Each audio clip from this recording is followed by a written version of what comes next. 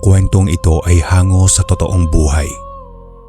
Karanasan ito ni Luciana, taong 1967, sa bayan ng Hinatuan, Surigao del Sur.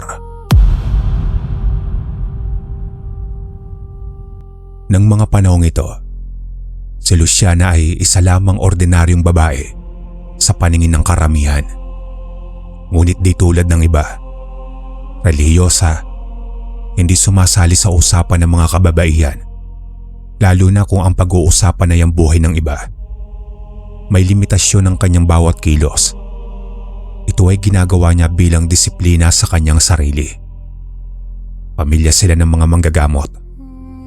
Isang antingero ang kanyang yumaong ama at isang dibino ang kanyang namayapang ina. Isa siya sa mga madalas na puntahan ng kanilang mga taga-baryo kapag kailangan.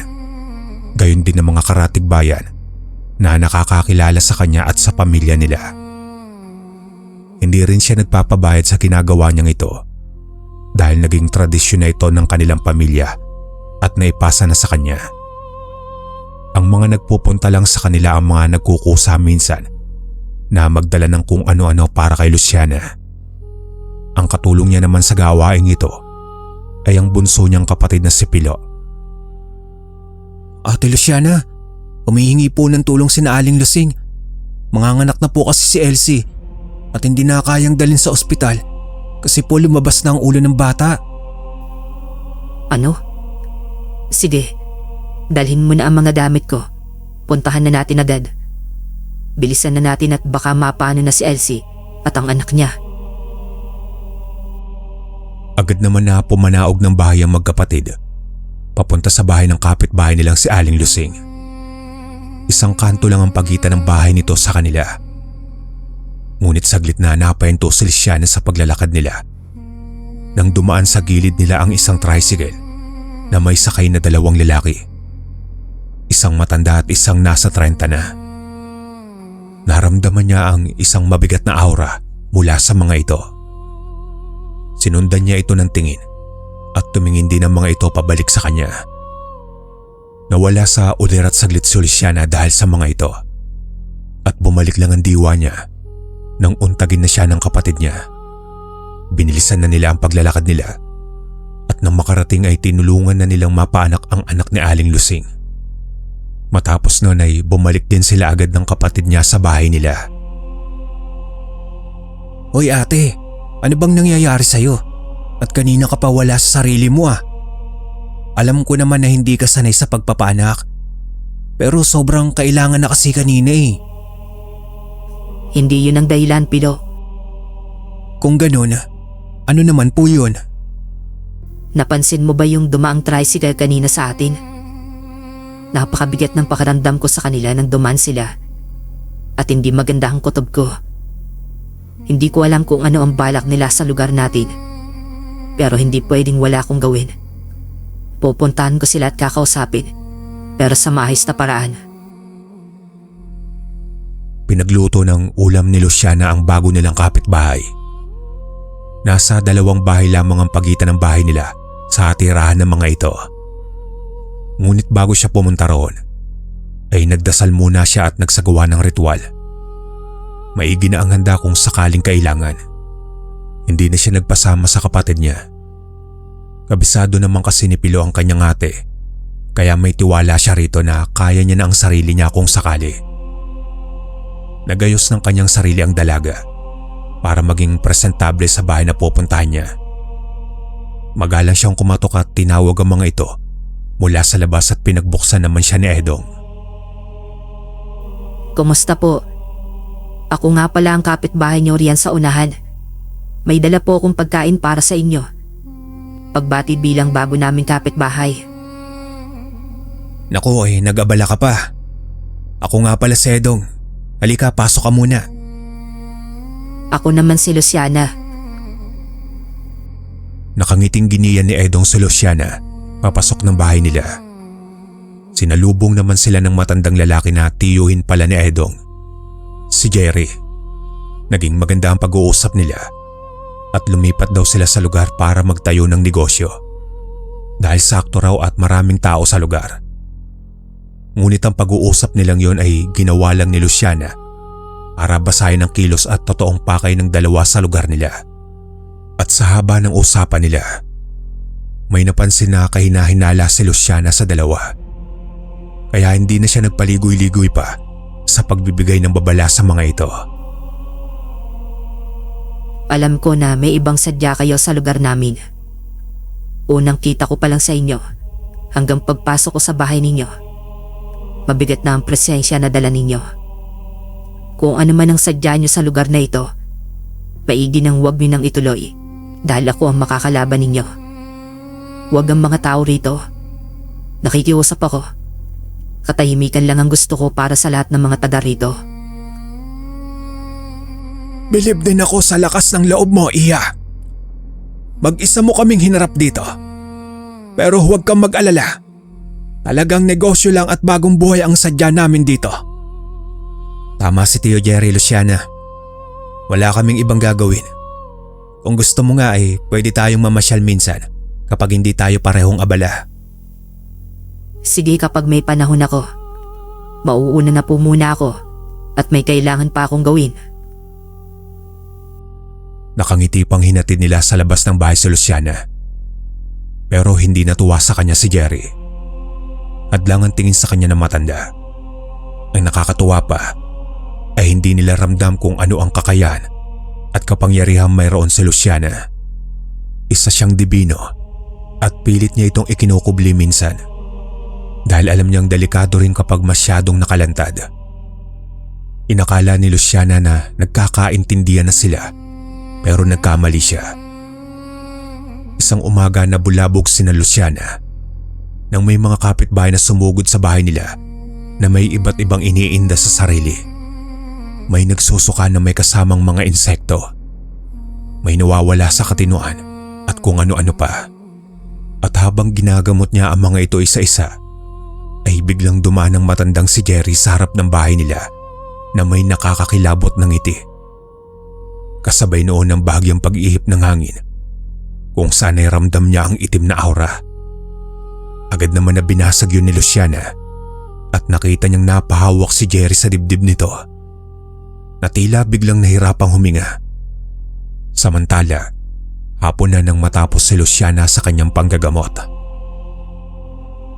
Grabe naman po yun, ate. Ano pong nangyari sa kanila? Ang dami ng ginamot mo po kanina. Ang bago nating kapitbahay. Sila ang may gawa nun. Kahit magsinungaling pa sila, hindi nila yun may tatanggi. Habang nag-uusap silang magkapatid, ay biglang uminit ang singsing ni Luciana na may bertud. Sumisikip din ito. Pahiwatig na may gumagawa sa kanya ng masama at sinusubukang atakihin siya. Inaplos niya ang singsing niya at umusal ng buhay na salita.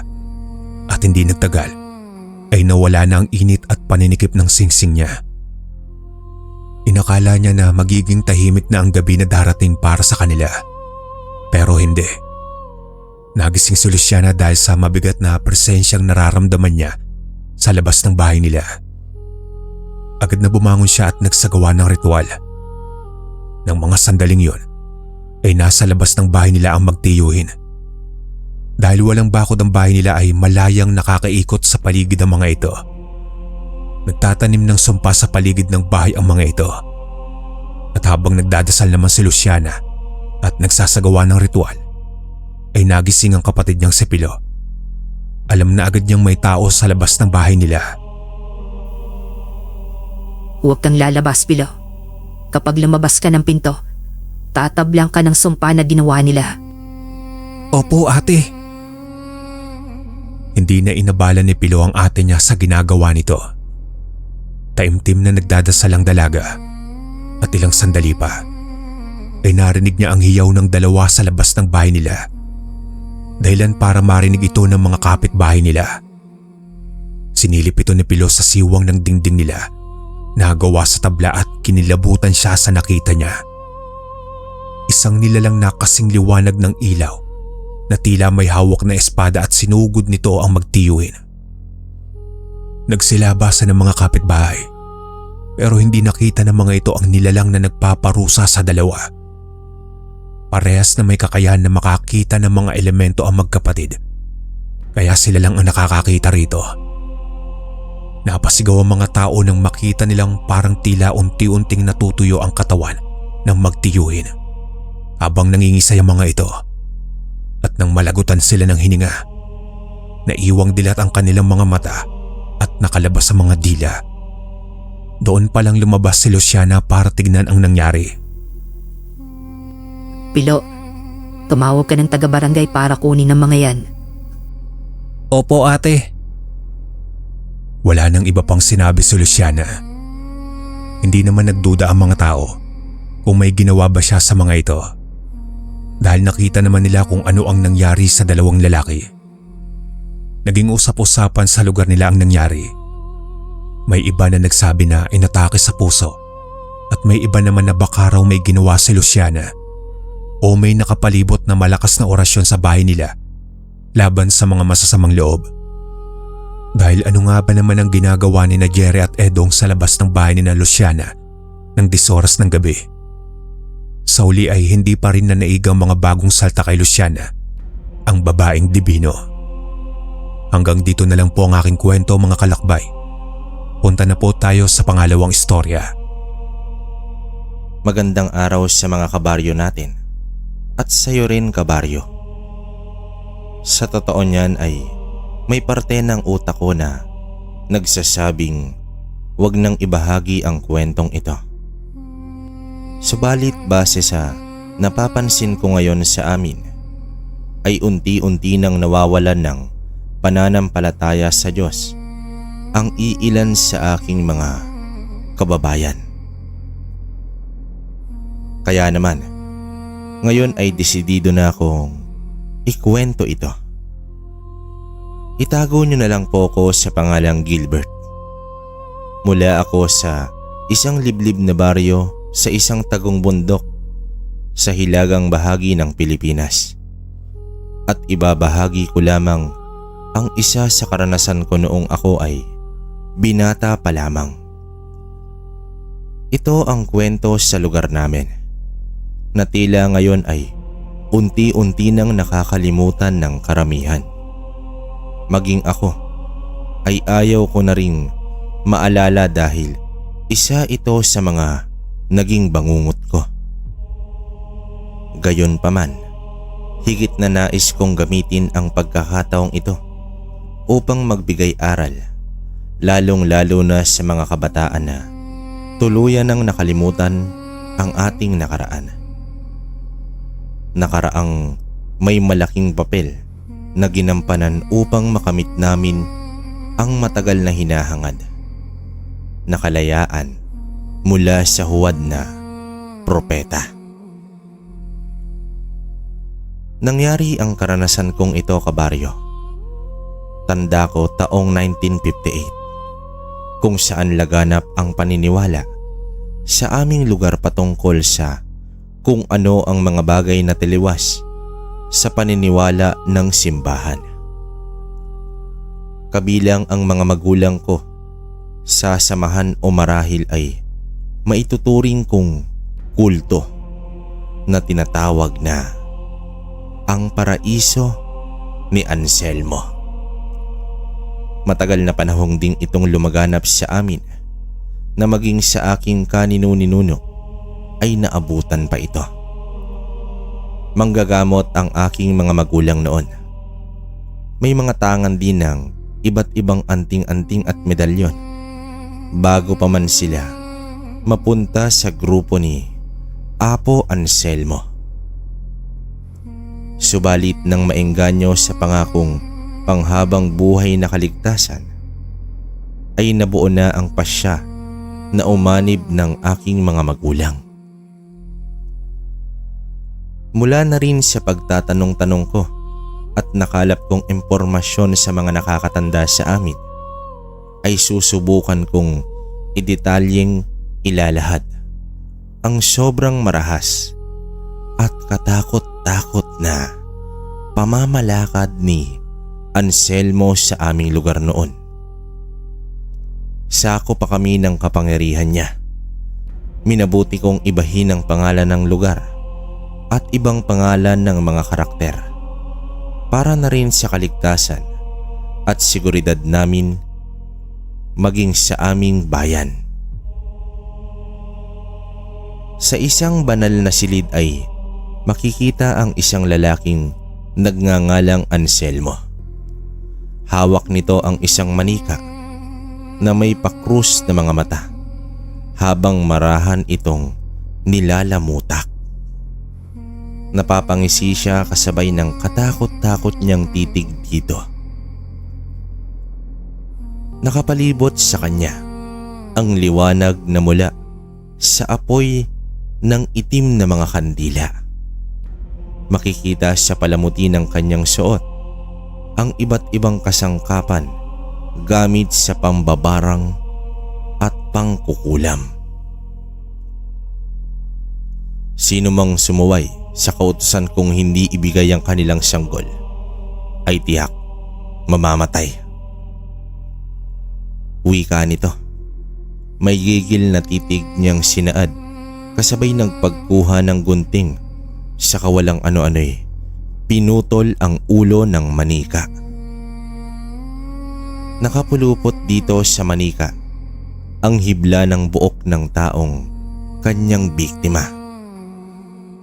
Mababanaag ang tuwa sa kanyang muka nang maisakatuparan ang ginagawa niyang pangkukulam.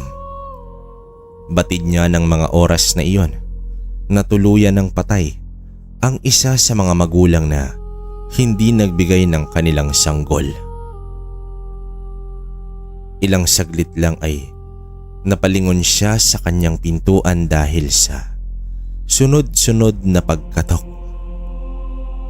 Napabalikwas ito ng tayo at pinagbuksan ito. Doon bumungad sa kanya ang kanyang mga tauhan na nagbigay ng impormasyon patungkol sa kanyang pinag-uutos. Kailangan na nating makumpleto ang mga sanggol sa lalong madaling panahon. Ito na lang ang nag-iisang paraan upang maligtas tayo sa kabilang buhay. Wika ni Anselmo bago tuluyang humayo ang mga tauhan nito.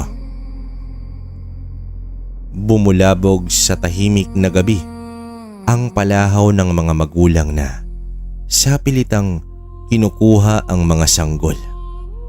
Sang-ayon sa mga komadrona na tinakot at pinagbabantaan daw sila ng mga tauhan ni Anselmo. Kung sino pang may sanggol sa inyo ay lumabas na ng bahay. Huwag nyo nang hintay na kami pang pumasok sa inyo. Alam nyo naman, sino mang lumabag at hindi tumalima sa pinag-uutos ni Apo Anselmo ay mapaparusahan. Sambit ng isang tauhan ni Anselmo na siyang tagapagsalita nito. Kamatayan ang kapalit sa sino mang hindi magbibigay ng kanilang sanggol.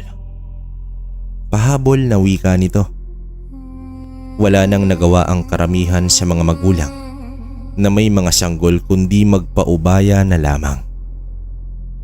Labag man sa kanilang kalooban ay pikit mata nilang ibinigay ang kanilang mga anak. Merong mangilan-ngilan na nagmatigas at hindi pumayag sa kagustuhan ni Anselmo. May mga pinugutan ng ulo, sinaksak, binugbog, inilibing ng buhay, at meron ding itinapon sa pagkataas-taas na bangin. Ilan lang yan sa mga parusang iginawad nila sa mga talipandas na hindi tumatalima sa utos ni Apo Anselmo. Kung hindi tayo lalaban, hanggang kailan pa tayo magpapasakop kay Anselmo? Wika ng isang lalaki kay Hugo. Hindi pa tayo handa sa ngayon. Masyado pang malakas ang puwersa nila laban sa atin. Tugon dito ni Hugo. Si Hugo ang leader ng lihim na grupong revolusyonaryo na tumutuligsa sa mga nais ni Anselmo. Marami nang napapatay na sanggol. Hindi na normal at pabor sa utos ng Diyos ang mga pinapalaganap niya. Kung kapalit man ay buhay ng mga sanggol sa pinangako niyang panghabang buhay na kaligtasan, mas gugustuhin ko na lang mamatay ng nakikipaglaban. Suhestyon pa ng isa sa mga kapanalig ni Hugo. Hindi tayo pwedeng magpadalos-dalos sa ating gagawin. Kung makikipagsabayan tayo sa kanila, tiyak tayo ang matatalo. Pahayag dito ni Hugo. Hilingin natin sa Diyos na gabayan tayo sa ating hangarin. Naniniwala ako na hindi niya tayo tunay na pinabayaan. Manalig lang tayo sa itaas at siya ang magbibigay sa atin ng sapat na lakas. Pahabol na wika ni Hugo. Hawak ni Hugo ang kanyang libro habang pinangangaralan ang kanyang mga kapanalig. At bilang proteksyon sa nakaambang panganib ay isa-isa niyang pinahiran ang noo ng mga ito gamit ang kanyang langis na merong usal.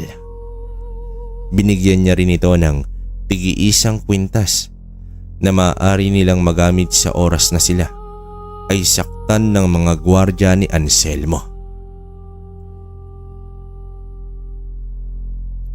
Konting oras na lang ang ating hihintayin at makakamit na natin ang kalayaan. Ipinapangako ko, hindi na magtatagal ang kadenang nakatali sa ating mga leeg, maging sa paa. Makakalaya rin tayo sa kanya. Seryosong tinig ni Hugo bago isa-isang nagsipulasan ang mga kagrupo nito. Kitang-kita ng mga residente sa baryo Masinloc kung papaano paslangin ng mga tauhan ni Anselmo ang kani-kanilang mga sanggol. Para sa kanila, wala nang masasakit na makitang unting-unting nalalagutan ng hininga ang kanilang mga anak. Ang mga tauhan ni Anselmo ay nakasuot ng mahabang itim na damit na siyang tumatakip sa kanilang kaanyuan. Hindi mo sila mamumukaan dahil nakatakip ang kanilang mga muka. Sila ang may tuturing na bantay ni Anselmo at kasama nito sa lahat ng kanyang nanaisin. Naroong may kanya-kanya silang hawak na sanggol sa kanilang mga braso. Pagkumpas ng hudyat ay sabay-sabay nila iyong ihahagis pa itaas. Pagbagsak ay siyang sasalubong sa mga inosenteng sanggol, ang matutulis na patalim. Pagbagsak ng mga mumunting anghel ay kamatayan kaagad ang nag-aabang sa kanila. Ang iba ay direktang sa sintido na saksak. Meron din naman sa tiyan, dibdib, habang ang iba ay patalikod kung nasasaksak. Marahil ay dahil sa lakas ng buwelo ng pagkakahagis sa kanila. Makikita pa ang ilang mga laman ng bata na sumabit sa itaas ng patalim. Ang bundok ng baryo Masinloc ay wari na diligan ng purong dugo ng mga sanggol. Buhay ng sanggol, kapalit ang panghabang buhay na kaligtasan. Huwag kayong mabahala sapagkat maliligtas na tayo sa ating kamatayan. Tugon dito ni Anselmo habang nakaupo ito sa itim na trono nito, saka nagpakawala ng nakabibinging halakhak. Hindi mapigilan ng mga magulang na humagulhol sa kaganapang kanilang nasasaksihan. Magpumilit man silang magmakaawa, subalit sadyang napakamakapangyarihan at marahas ng kanilang Panginoon na si Apo Anselmo. Siya ang pinuno at kinikilalang Panginoon ng baryo noon na hindi nagpapasakop sa batas at regulasyon ng gobyerno, maging ng simbahan. Ang lugar na nasasakupan niya ay isang liblib o tagong baryo na matatagpuan sa pinakadulo ng isla ng Pilipinas. Maliit lamang ang lugar o pulo na ito, kung kaya hindi ito masyadong nakikita sa mapa ng ating bansa. Namulat sila sa paniniwalang tao lang din ang may sandaigdig. Ang paniniwalang ito ang nag-udyok upang sumamba sila kay Anselmo, isang nilalang na di umano'y may lahi ring aswang at mambabarang.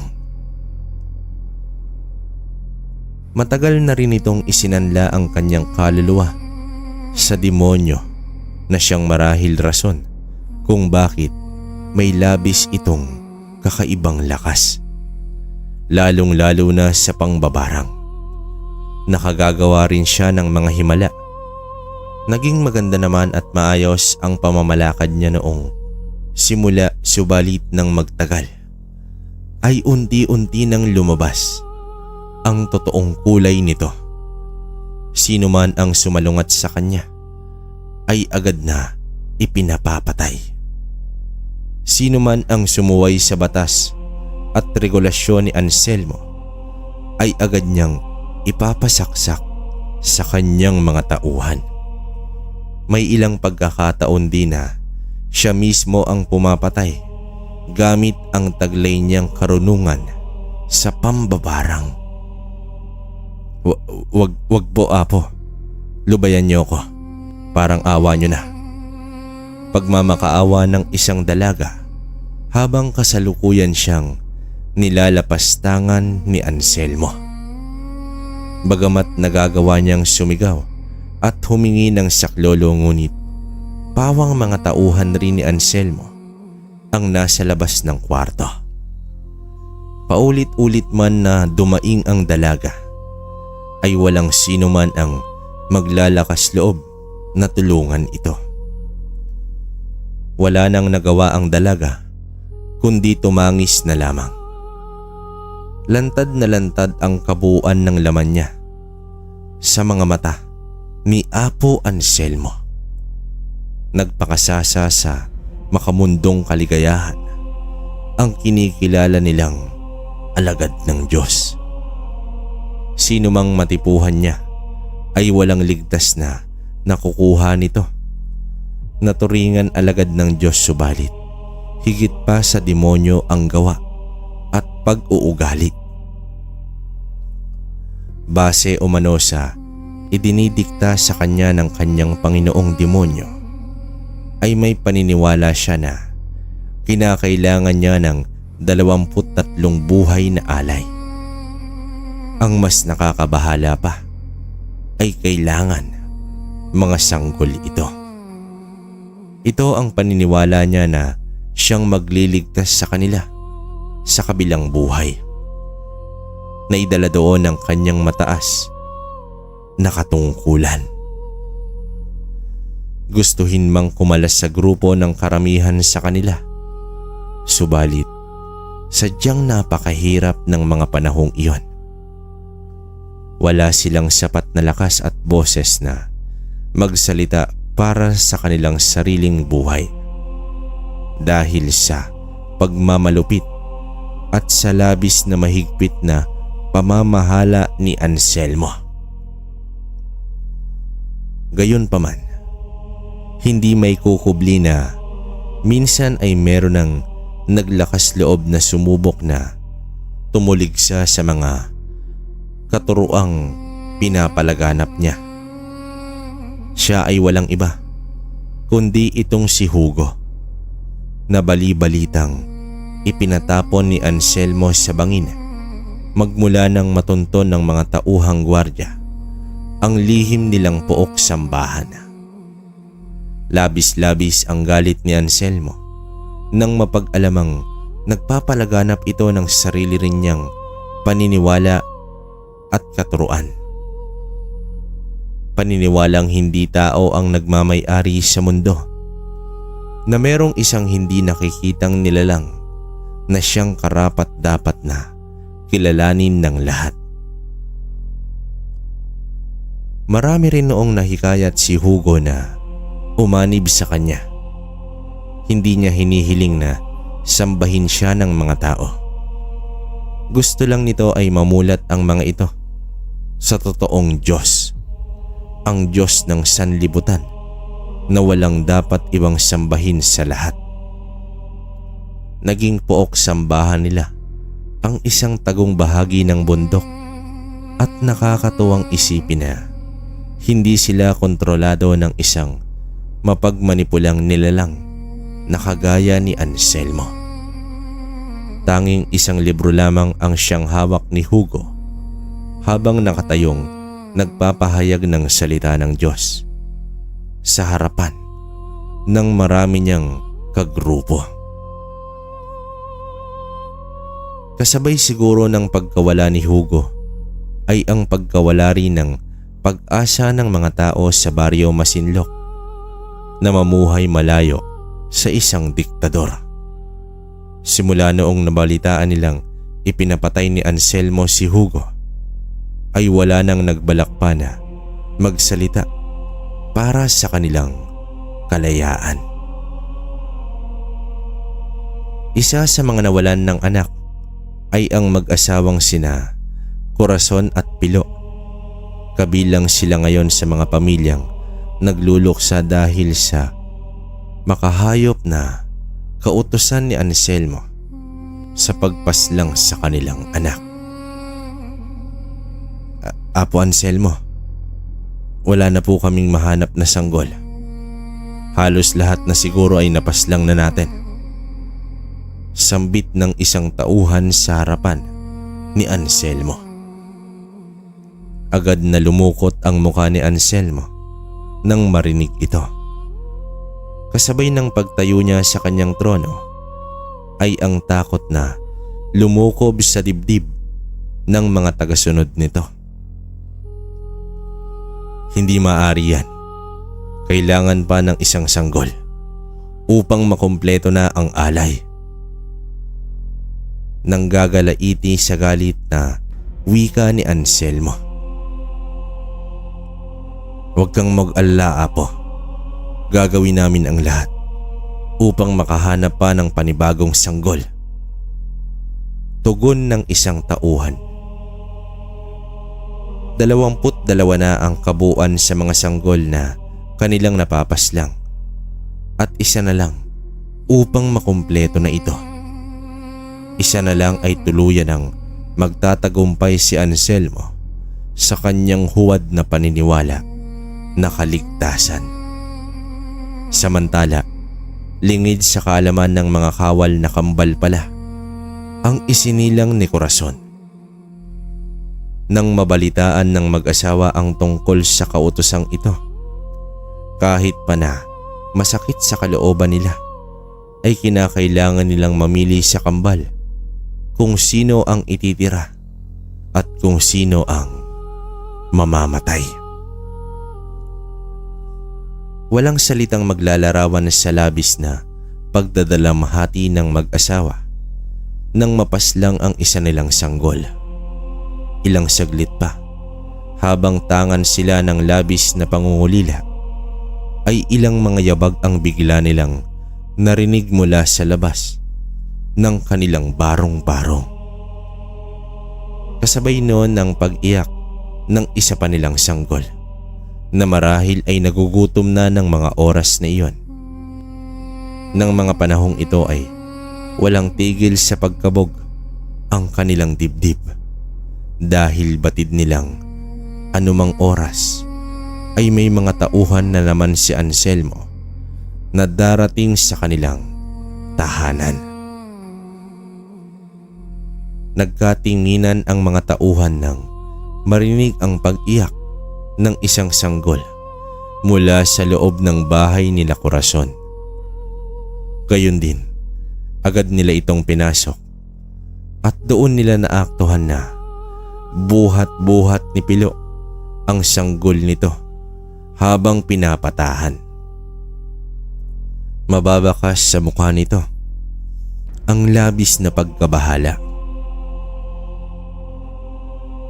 Napamulagat ang mag-asawa nang makita ang mga tauhan. Sa pilitan na lang hinuha ang sanggol mula kay Pilaw, ngunit nanlaban ito. Napatay niyo na ang isa kong sanggol. Ngayon, pati ito kukunin niyo pa. Mahigpit niyang niyakap ang sanggol, ngunit nabitawan niya rin ito nang saksakin siya ng isang kawal sa kanyang tagiliran. Isang nakabibinging sigaw ang pinakawalan ni Corazon nang makitang unti-unting bumagsak sa sahig ang katawan ni Pilo. Huwag ka nang manlaban pa upang may ligtas mo ang iyong sarili. Gusto mo rin bang mamatay?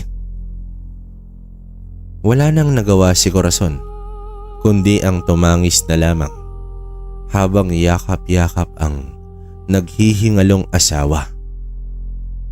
Nakuha na rin ng mga tauhan ang sanggol na sa kasamaang palad ay kamatayan kaagad ang nag-aabang na kapalaran.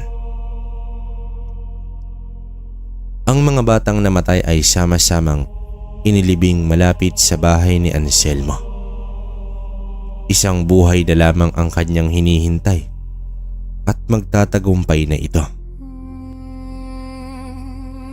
Laking tuwa ni Anselmo nang makita ang sanggol na dala ng kanyang mga tauhan. Umiiyak pa ito ng pagkalakas-lakas dahil sa paraan kung paano ito buhatin ng isang tauhan.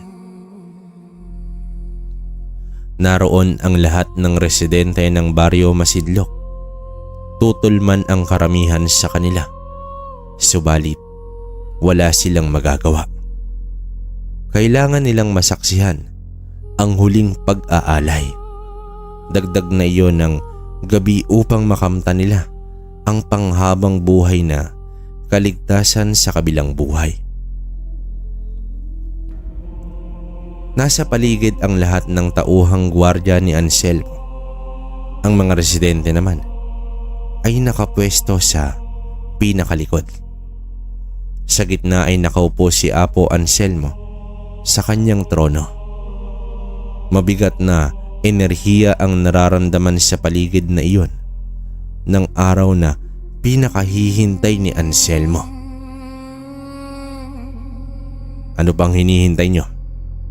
Patayin nyo na. Sigaw ni Anselmo. Dali-dali namang hinugot ng isang tauhan nito ang kanyang patalim.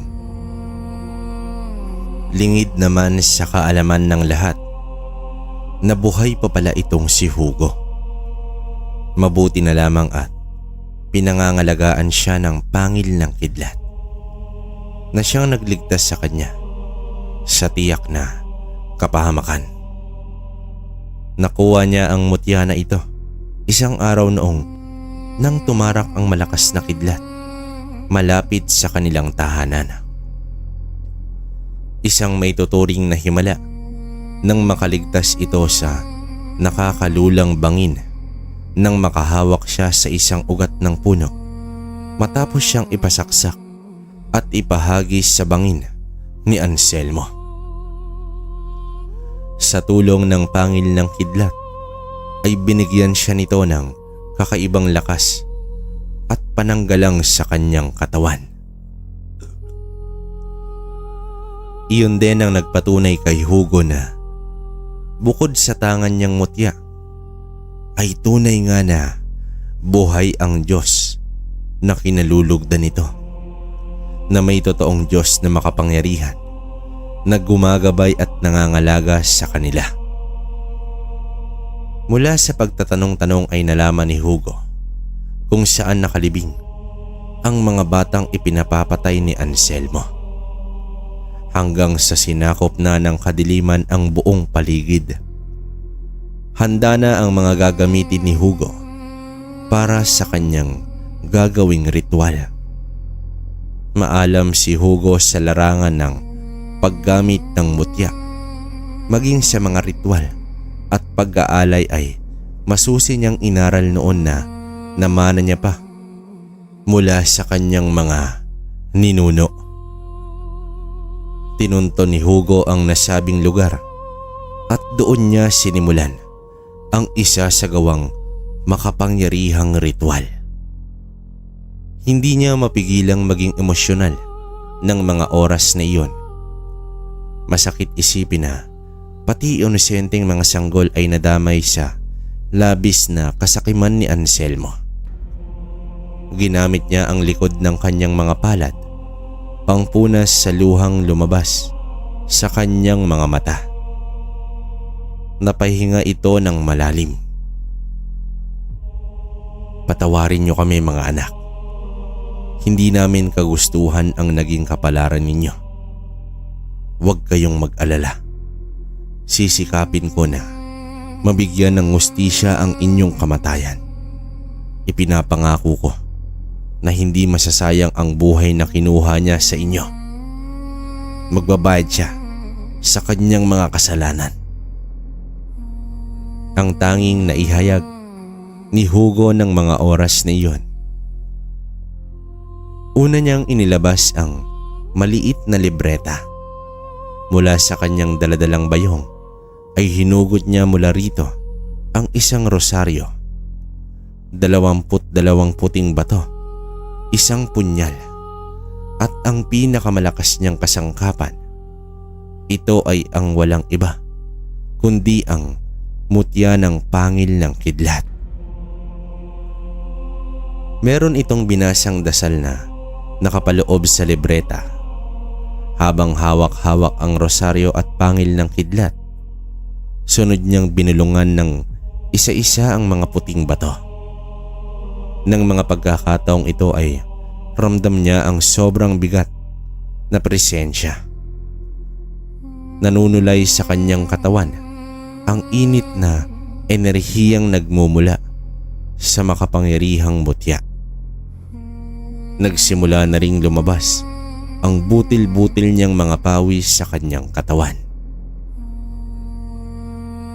Napabuga ito ng hangin nang itusok sa lupang kinahihimlayan ng mga sanggol ang pangil ng kidlat. Bakas ang pagdadalamahati at sobrang pagkahabag sa mga sanggol sa kanyang itsura. Napausal naman ito ng sagradong dasal na siyang maaring kumontra sa kapangyarihan at bumasag sa barang ni Anselmo. Sa huling bahagi ng kanyang isinasagawang ritual ay binasbasan niya ang lupa ng buong tapang at pagsisisi. Tapang upang muling harapin at kalabanin itong si Anselmo. At pagsisisi dahil wala man lang siyang nagawa upang maisalba ang buhay ng inosente at kaawa-awang mga sanggol. Makaraan ng ilang sandali ay bigla na lamang pumailan lang ang liwanag na mula sa kadiliman ng langit. Nakasisilaw ito na sadyang ikinamangha ni Hugo. Sumunod doon ay ang paglabas ng mga puting maliliit na liwanag mula sa lupa at sabay-sabay na umikot-ikot paitaas sa ere. Matapos ang pagsasagawa ng ritual ay iniabot niya ang punyal sa isang lalaking nagmamanman sa kanya. Kinausap niya ito para sa magiging plano nila. Samantala, pigil hiningang nakaabang ang mga tao sa pagkamatay ng huling sanggol na magiging pinakahuling alay ni Anselmo. Ayaw man nilang masaksiyan iyon, subalit may mandato si Anselmo na dapat makita ng lahat kung papaano maisa sa katuparan ang kanyang ninanais. Matapos nito, ligtas na tayong lahat sa kamatayan. Walang hanggang buhay na kaloob ng Diyos. Makakamtan na natin. May pagmamalaki na Tinig ni Anselmo habang binabanggit ang mga salitang iyon. Ngayon na. Segunda niya at takpa na sanang ihahagis ng isang tauhan ang sanggol paitaas. Nang walang ano-ano'y, bigla na lamang umaliwalas ang paligid kasabay ng malamig na pagsimoy ng hangin. Doon ay nasilayan nila ang mumunting mga liwanag na tila naglalaro sa ere. Umaliwalas ang paligid na sumisilaw sa kanila na siyang saksi sa pangyayaring iyon. Magkahalong pagkamangha at pagtataka ang naramdaman ng mga taong nakasaksi sa liwanag na iyon. Hindi nila may paliwanag subalit tila naging hudyat iyon ng panibagong pag-asa sa kanilang buhay. Paano to nangyari? Hindi ito maaari. Nakapanghihilakbot na itsura ang lumabas sa mukha ni Anselmo. Naroong makikita na unti-unting kinakain ng itim ang puti ng kanyang mga mata. Patayin niyo ang bata! Patayin niyo na! Nababahalang sigaw ni Anselmo dahil batid niyang may hindi kaaya-ayang nagaganap. Hindi nag-atubiling inihagis ng isang tauhan ang hawak nitong sanggol. Humahagulhol pa ang bata habang nasa ere. Tila huminto ang oras habang nakatingala ang lahat sa paghihintay ng pagbagsak ng inosenteng sanggol sa isang patalim. Mabilis namang nagkumpulan ang misteryosong mga liwanag hanggang sa kagilagilalas na sinalo nito ang kaawa-awang anak nila Pilo at Corazon na patuloy pa rin sa pag-iyak. Sa tulong ng liwanag ay matagumpay na nailigtas ang sanggol. Mga lapastangan! Nakakabinging singhal ni Anselmo nang makita ang ginawa ng liwanag. Hindi niya sukat akalain na may kung anong misteryosong liwanag ang hahadlang sa inaasam-asam niyang tagumpay. Magkahalong gulat at pagkamangha ang mababanaag sa mukha ng mga residente ng mga oras na iyon. Hanggang sa bigla na lang lumitaw ang isang lalaki na napakapamilyar sa baryo ng Masinloc. Hindi sila makapaniwala nang makita ang kabuuan ng itsura nito. Buhay at nagbabalik si Hugo. Buhay na buhay ang inaakala nilang patay na at matagal nang namamahinga. Nasiyahan ka ba sa pagbabalik ko?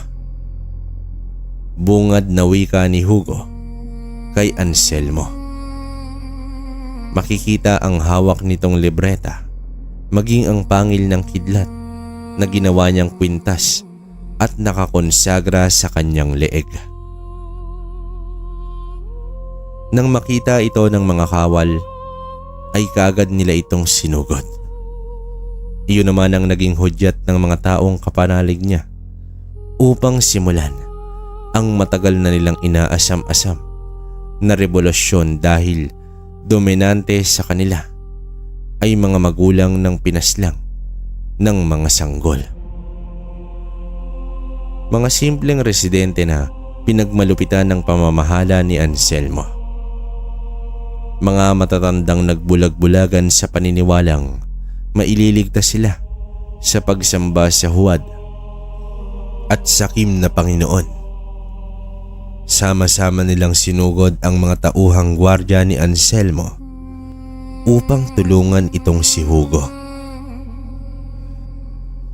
Lumandas ang nagpupuyos na galit ni Anselmo sa kaganapan. Nang mga puntong iyon ay mas makikita sa itsura nito ang katakot-takot na aura. Mabagsik na titig ang iginawad niya kay Hugo. Hindi niya ito tinigilan hanggang sa unti-unting nakaramdam ng pamimilipit ang huli. Isang makapangyarihan na sandata ng barang ang pumatay sa pamamagitan lamang ng pagtitig. Iyon ang estratehiyang ginamit ni Anselmo upang wakasan ang buhay ng lumalapastangan sa kanya na si Hugo.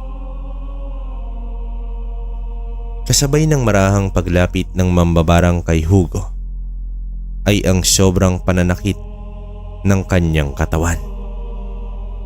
Pakiramdam niya ay tinutusok ang mga buong laman niya. Pilitin man niyang alisin ang tingin dito, subalit hindi niya iyon magawa. Tila hindi maalis ang tingin niya kay Anselmo na naroong hindi kumukurap habang nakangising papalapit sa kanya. Magdasal ka na sa pinaniniwalaan mong Diyos. Mabagsik na saad ni Anselmo nang makalapit kay Hugo hanggang sa tuluyan niyang mahawakan ang leeg nito. Hinding-hindi ka magtatagumpay kahit pa napatayin mo ko, ay hindi mo maiaalis sa puso at isipan ng mga tao ang mga taong inapi mo, ang kasamaang ginawa mo sa kanila. Mawala man ako, ngunit hindi ang pananampalataya nila sa totoong Diyos. Mahabang wika dito ni Hugo. Gayunpaman, lingid sa kaalaman ng mambabarang na planado ang lahat ng iyon. Kung hindi nakakalimutan ni Anselmo, ay magaling na antingero itong si Hugo. Matapos indahin ng panandali ang sakit ng pangangatawan, ay sumilay ang ngiti sa labi ni Hugo.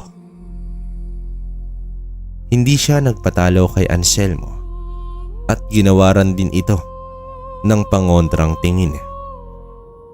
Hanggang sa walang ano-ano'y masisilayan ang pagkabahala sa mukha ni Anselmo nang mahawakan ito ang kwintas mula sa leeg ni Hugo.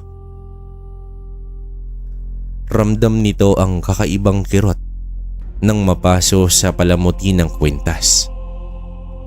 Doon niya napagtanto na may tangan-tangan na pangil na kidlat itong si Hugo. Pakiramdam niya ay sa kanya na ilipat ang ginawad niyang kapangyarihan sa kalaban. Bagamat nakokontra ni Hugo ang bagsik ng pagtitig niya, ay hindi ito nagpatinag. Mula sa kanyang bulsa ay hinugot nito ang isang manikang yari sa balat ng nyog. Matapos mahawakan ni Hugo, ay kaagad itong umusal ng dasal. Katakot-takot na boses ng mambabarang ang pumupuno sa paligid. Kasabay nito ang pagsama ng panahon na siyang lalong nagpapaigting sa tensyon. Naroong patuloy pa rin sa pakikipaglaban ang mga residente sa mga tauhan ng kinikilala nilang Panginoon. Isang malakas na dasal ang inusal ni Anselmo sa manika. Kakatwang nag-iiba na rin ang tono ng boses nito. Nawari, sinasabayan ng hindi makitang nilalang. Ilang saglit lang ay napangisi siya nang makita ang unti-unting pagbagsak sa lupa ni Hugo. Kasabay ng pagpilipit niya sa katawan ng manika, ay siyang pagdaing ni Hugo. Hirap itong makahinga. Bawat galaw ng manika ay siya ring galaw ng katawan niya. Unti-unti na siyang nanghihina sa kapangyarihan ng kalaban. Mas nilakasan pa ni Anselmo ang paglamutak sa manika. Sa puntong iyon, ay iginigupo na sa sobrang panghihina itong si Hugo. Sumuka ito ng napakaraming likido na may halong dugo at manilaw-nilaw na plema. Dumagdag pa ang buhay na buhay ng mga uod na katakatakang lumalabas sa kanyang bibig, ilong at tenga. Hindi makakaya ng napakahina mong anting-anting ang lakas ko. Ako ang pinakamalakas na mambabarang at papatunayan ko yan sa'yo, lapastangan ka. Wika ni Anselmo sa nanghihinang antingero. Hindi na pinalampas ni Anselmo ang pagkakataon. Sa puntong iyon ay nagpasya na itong kitilin ang buhay ng kanyang kalaban. Muli itong nag-usal ng napakalakas na dasal sa demonyo habang ang katawan ni Hugo ay naroroong hapung-hapuna sa lupa. Iniaangat niya ang hawak-hawak niyang manika. Sa kawalang pag-aatubiling inikot-ikot ang leeg nito. Maririnig ang malakas na paglagotok ng leeg ni Hugo. Nariyang napamulagat na lamang siya bago tuluyang panawan ng buhay. Sa kahuli-hulihang hininga niya ay hindi niya binitawan ang rosaryo nito. Dilat na ang mga mata. Punong-puno ng uod at dugo ang ilong, tenga at bibig. Nagwakas ang kanyang buhay ng lumalaban para sa kapayapaan. Isang nakakapangilabot na halakhak ang namutawi kay Anselmo matapos ihagis ang manika sa bangkay ni Hugo. Tunay nga na walang sino mang nilalang ang makakatalo sa angking lakas at kapangyarihang taglay niya. Gayunpaman, unti-unti nang nalalagas ang mga tauhan niya. Hindi natugunan ng huwad na Diyos ang paglitaw ng isang lalaki mula sa kanyang likuran. Ilang segundo lang ang lumipas nang sumulpot ang isang hindi nagpakilalang nilalang. Naroong buong puwersang itinarak ng lalaki ang punyal sa likuran ni Anselmo. Natigilan si Anselmo nang maramdaman na napuruhan ito. Nagsimula ng duguin ang kanyang bibig kasabay ng muling pagbagsik ng kanyang mga mata. Ginamit niya ang natitira niya pang lakas upang titigan ang taong gumawa nito sa kanya. Kahindik-hindik na titig ang iginawad ng mambabarang sa lalaki. Doon niya napagtanto na ito ang ama ng huling alay na sanggol. Ito ay walang iba kundi si Pilo, ang lalaking nakatunghay kay Hugo nang gawin ito ang ritual sa himlayan ng mga sanggol. Ang lalaking inabutan nito ng sagrado at may dasal na punyal. Gaya ng sinapit ni Hugo, ay unti-unti itong namilipit sa tinding sakit. Pakiramdam niya ay naninigas ang buong katawan niya. Mas hinigpitan pa ni Anselmo ang lakas na kanyang pinakakawalan. Hindi niya maaring hayaang buhay ang sino mang lumalapastangan sa kanya. Hanggang sa muling pumailan lang ang mga mumunting liwanag ng dumapo iyon sa bangkay ni Hugo. Kakatwang nagliwanag ang pangil ng kidlat sa kwintas nito. Naagaw nito ang atensyon ng mambabarang, kaya naman nawala ang tingin niya kay Pilo. Lumagapak sa lupa itong si Pilo habang habol-habol ang paghinga. Nasilaw si Anselmo sa liwanag na nagmumula sa kwintas. Doon na nagsimulang magbakbak ang kanyang balat. Marahang umagos ang mangitim-ngitim na dugo sa kanyang mga mata. Kataka-taka rin ang paglabas ng mga insekto sa kanyang bibig, ilong at tenga. Nahihirapan na rin hitong huminga nang iduwal niya ang patay na alupihang nagmula sa kanyang tiyan. Nang makondisyon ang sarili, ay pinilit na makatayo ni Pilo upang hugutin ang punyal sa likuran ng mambabarang. Tuluyan ang nagwakas ang buhay ni Anselmo matapos niya itong paulanan ng napakaraming saksak sa buong katawan. Sinisiguro niyang wala na itong hininga upang maipaghiganti ang mga kaawa-awang sanggol na nagkukubli sa katauhan ng mga mumunting liwanag. Naipaghiganti niya rin ang kanyang isang anak. Kahit papaano ay kampante na rin siya dahil nabigyan nila ng hustisya ang mga ito. Sandaling katahimikan ang namayani sa mga oras na iyon.